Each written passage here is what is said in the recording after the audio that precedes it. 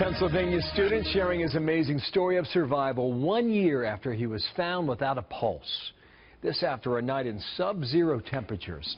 Senior correspondent Rick Leventhal has that story from our newsroom here in New York. And I understand the coroner had been called to the scene when his father found him, Rick. Yeah, and state police had started work on a death investigation. Bill, it's a remarkable story of medical science and the resilience of the human body, even when man becomes popsicle.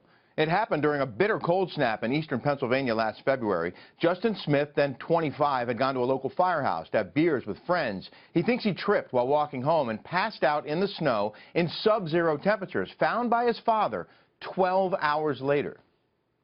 I looked over and there was Justin laying there. And he was laying face up like this.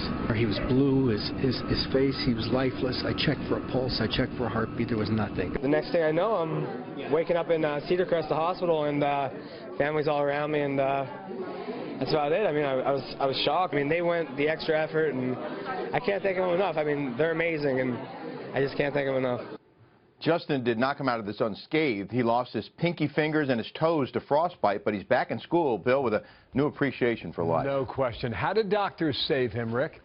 Well, he was unconscious with no pulse or blood pressure, but the ER doctor says you're not dead until you're warm and dead. So he ordered paramedics to perform CPR with chest compressions for 2 hours, and Smith was then flown by helicopter to a hospital with a machine that could warm his blood and oxygenate it and pump it back into his body. And within hours, his heart was beating on its own. And a couple of weeks after being clinically dead, Smith woke up disoriented and weak, but his brain unharmed, and the doctor is glad he trusted his own brain.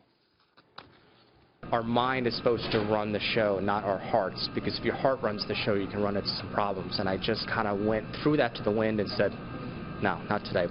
Dr. Coleman says the frigid cold actually preserved Smith's brain and body, and the case is changing the way medicine looks at extreme cases of hypothermia. Wow. Amazing, right? Wow. Thank you, Rick. Amazing Sure. indeed. Rick Leventhal here in New York. Yeah.